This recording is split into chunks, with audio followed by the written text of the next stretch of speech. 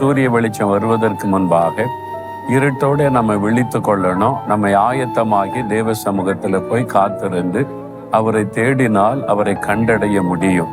அவர் நமக்கு சமீபமாய் வருகிறதையும் நம்மோடு பேசுகிறதையும் நாம் உணர்ந்து கொள்ள முடியும். ஆரம்பத்துல கஷ்டமா இருக்கும், ஆனா பழகிட்டா அது இனிமையான ஒரு அனுபவமா மாறிடும். நம்முடைய ஆத்மா எப்பொழுது விடியும், எப்போ அதிகாலை வரும், தேவனோடு பேசணும்னு ஆசை உள்ளத்துல உண்டாக்கிவிடும். நீங்களும் உங்களை அர்ப்பணித்த பாருங்க. நான் ஆசை ஆண்டவரிடத்துல ஜெபிப்பேன். ஆண்டவரே, அதிகாலையில நான் எழும்பி உங்களுடைய சமூகத்துல காத்திருந்து ஜெபிக்கணும். அது தடைப்படக்கூடாது. அதுக்கு எனக்கு கிருபை தாருன்னு அடிக்கடி ஜெபம் பண்ணி கொள்ளுவேன். அவர் அதிகாலையில ஜெபிக்கிறதற்கு உதவி செய்வார். நீங்களும் கேளுங்க, ஆண்டவரே, நான் அதிகாலையில் ஆயத்தமாகி சமூகத்துல வந்து காத்திருக்கணும், உங்களுடைய குரலை கேட்கணும், உங்களுடைய பிரசன்னத்தை உணரணும்னு கேளுங்க.